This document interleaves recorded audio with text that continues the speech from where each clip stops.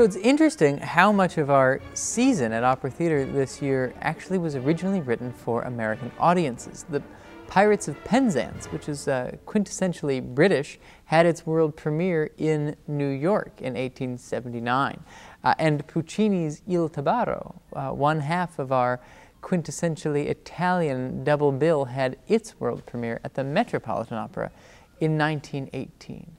And both Il Tabarro and Pagliacci are part of the great Italian verismo tradition, which means realism, which I always find a little funny because opera is many things, but it isn't realism.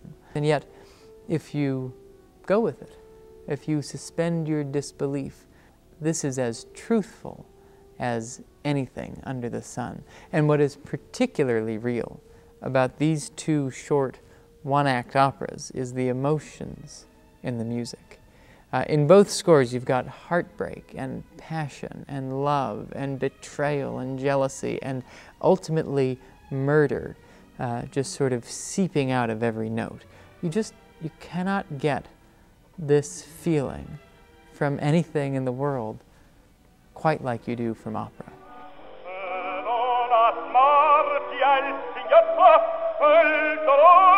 Pagliacci was actually the first piece of classical music I ever heard, was the big tenor aria from that when I was a little kid. It was on a recording that my mother bought, and it was Caruso singing it.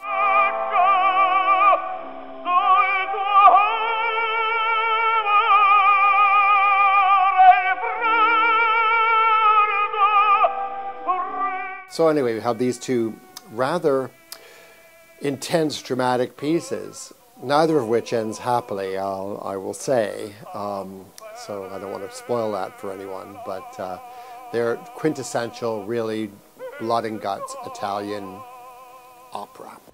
So we have Leoncavallo's Pagliacci, which is really one of my favorite pieces in the whole repertoire. It is a stunning piece of theater, and so we are so glad to have one of the great singing actresses, Kelly KADUCE, who dazzled everyone in this theater in the title role of Salome, of Madame Butterfly, Suor Angelica.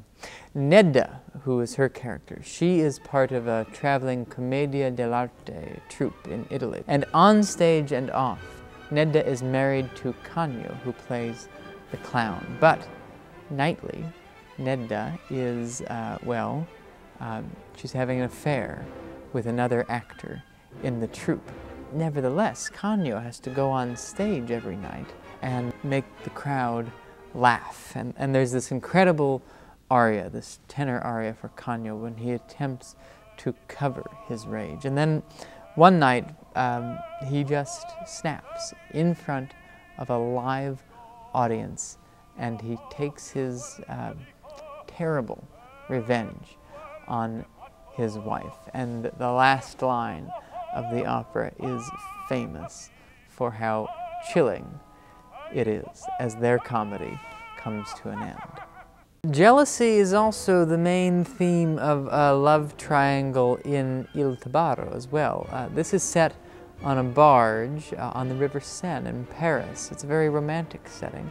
But here we have another husband, Luigi, and he seeks revenge on his young wife, Giorgetta, just on the night when she attempts to break it off with the man who's been pursuing her.